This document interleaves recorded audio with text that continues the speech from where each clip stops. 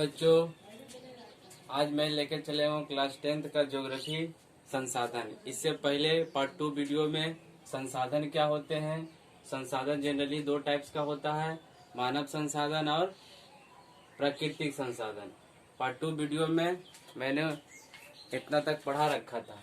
आज मैं चलेंगे कि संसाधन का वर्गीकरण क्या होता है। तो संसाधन का वर्गीकरण मेनली 4 आधार पर किया जाता है। तो हम देखेंगे कि वो 4 आधार क्या क्या होते हैं। चलिए देखते हैं। सबसे पहले इसमें आता है उत्पत्ति।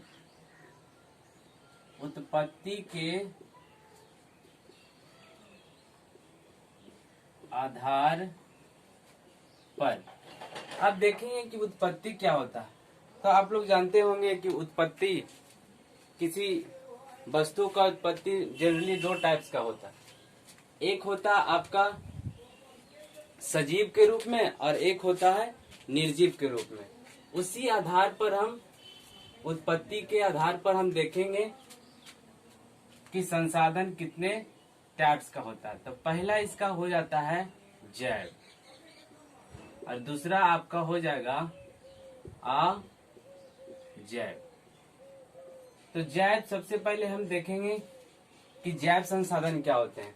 तो कहेंगे कि जैव संसाधन में कि देखिए यहाँ पे जैव का मतलब हुआ जीव। क्या हुआ?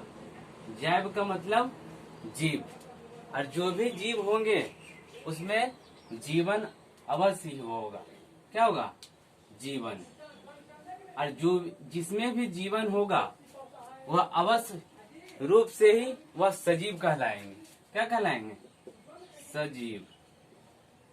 यानी कहने का मतलब हुआ कि जो भी वस्तु या जो भी पदार्थ सजीव होगा वह आपका जैव संसाधन कहलाएगा। जैसे अगर हम एग्जाम्पल की बात करते हैं तो सबसे पहले इसमें आपका आ जाएगा मनुष्य, पेड़ पौधे, जंतु।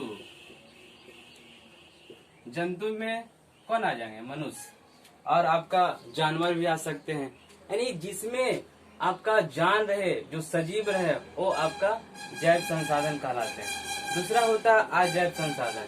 तो अजैव का मतलब क्या हुआ? जैव का मतलब होता है जिसमें जीवन हो, जिसमें जीव हो, जीवन हो, और जिसमें सजीव हो, वह हुआ था जैव। इसमें देखेंगे किसका, इसी का जस्ट लाइक उल्टा, कि जिसमें जीवन ना हो, जो सजीव नहीं हो, जो निर्जीव हो।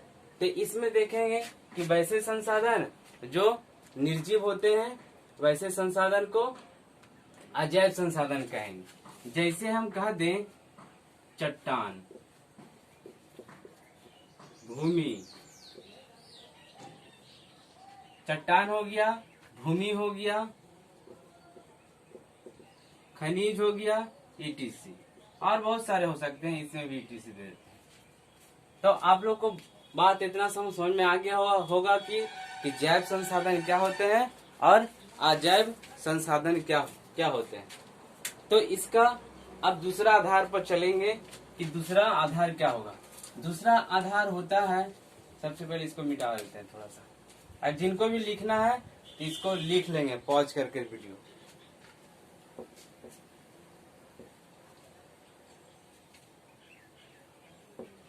दूसरा आपका आ जाएगा उपयोगिता के आधार पर। क्या? उपयोगिता के आधार पर, यानी उपयोग के आधार पर, जो भी मानव उपयोग करेंगे उसके आधार पर।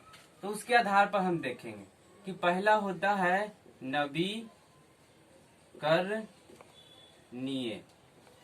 और दूसरा होता है अनवीकरणीय। अब देखिए 10th के लिए सबसे इम्पोर्टेंट जो है क्लासिफिकेशन वाला आपका क्वेश्चन यहीं से पूछा जाएगा, इसलिए आपका VVI है। तो देखेंगे कि नवीकरणीय संसाधन क्या होते हैं? तो कहेंगे इसमें कि नवीकरणीय संसाधन वे संसाधन होते हैं जिसे मानव एक बार प्रयोग करने के बाद पुनः दोबारा कर सकते हैं। तो इसमें एग्जाम्पल देखेंगे कि आखिर इसमें क्या क्या आ सकता है। तो इसमें एग्जाम्पल देखेंगे, सबसे पहले इसमें जल आ जाएगा, फिर आपका वन आ जाएगा, यानी वन में पेड़ पौधे आ जाएंगे, इसी तरह से बहुत सारा आ जाएंगे। चलिए, तो आपका नवीकरणीय संसाधन समझ में आ गया। दूसरा चलते हैं अनवीकरणीय संसाधन। तो इसमें कहेंगे कि वैसे संसाधन जो मानव एक बार प्रयोग करने के बाद पुनः दोबारा प्रयोग नहीं कर सकते। जैसे अगर एग्जाम्पल में हम लें तो आपका आ जाएगा कोयला। कोयला देखिए, कोयला आप एक बार प्रयोग कर लीजिएगा तो अब कोयले को दूसरे बार प्रयोग, उसी कोयले को दूसरे बार प्रयोग नहीं कर सकते हैं। इसी तरह से अगर आप देखेंगे कि खनिज में देखेंगे कि एक मोस्ट इम्पोर्टेंट खनिज है आपका लौह इस्पात।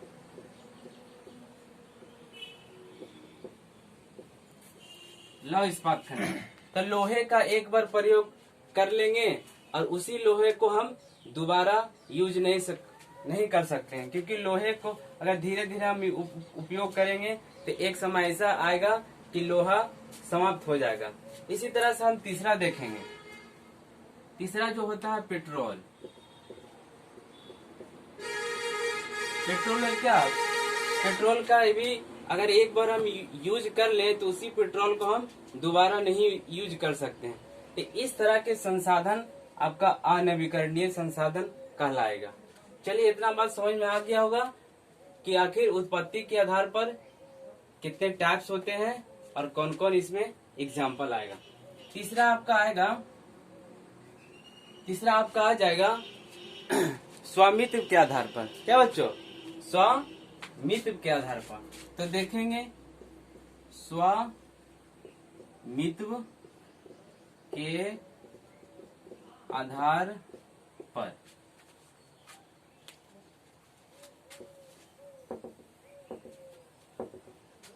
तो स्वामित्व के आधार पर आपका 4 प्रकार के हो जाएंगे। कौन कौन?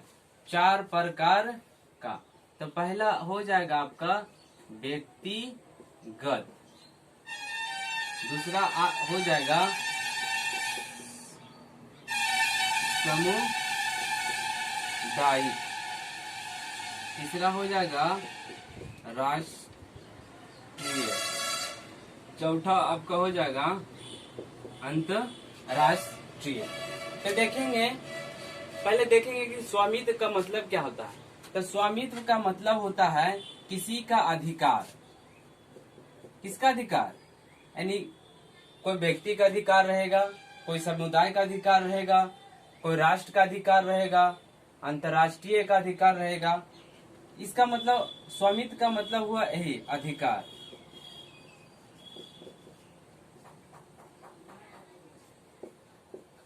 तो चलिए समझते हैं कि व्यक्तिगत संसाधन किसे कहेंगे।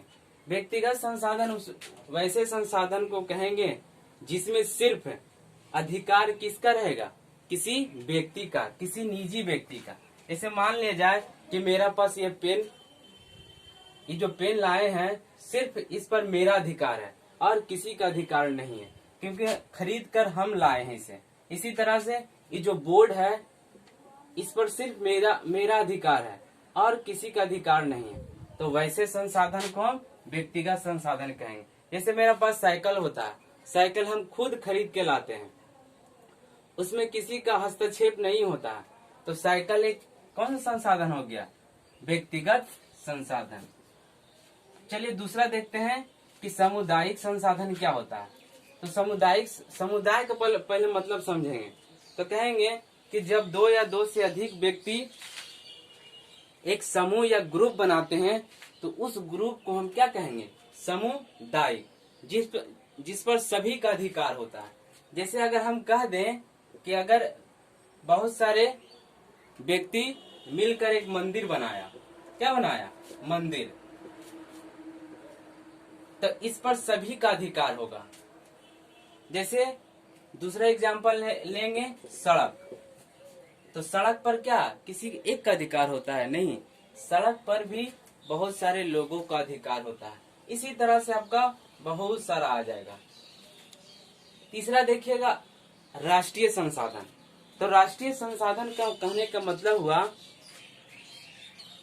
किसी देश का अधिकार। किसका अधिकार? किसी राष्ट्र या किसी देश का अधिकार अगर कोई संसाधन पर रहेगा तो वैसे संसाधन को हम राष्ट्रीय संसाधन कहेंगे। जैसे कह दें कि हमारे देश में बहुत लंबे लंबे सड़क हैं, है कि नहीं? बहुत लंबे लंबे आपका रेल मार्ग है और समुद्री थोड़ा सा समुद्र मार्ग में भी उसमें आ जाएगा, तब वैसे संसाधन को हम राष्ट्रीय संसाधन कहेंगे। इसमें आपका सड़क भी हो जाएगा, इसमें भी सड़क होगा और इसमें भी सड़क होगा। इसमें अगर एग्जाम्पल लेते हैं, इसमें आप रेल भी ले सकते हैं, वायुयान भी ले सकते हैं। चलिए, तीसरा आपका है अंतर्राष्ट्रीय संसाधन। तो कहेंगे कि वैसे संसाधन जिसमें किसी खास एक देश का अधिकार नहीं होता, एक से अधिक देश का अधिकार होगा, वैसे संसाधन को अंतर्राष्ट्रीय संसाधन कहेंगे। तो अंतर्राष्ट्रीय संसाधन में क्या आएगा एग्जाम्पल? तो एग्जाम्पल आ जाएगा हमारा महासागर। महासागर।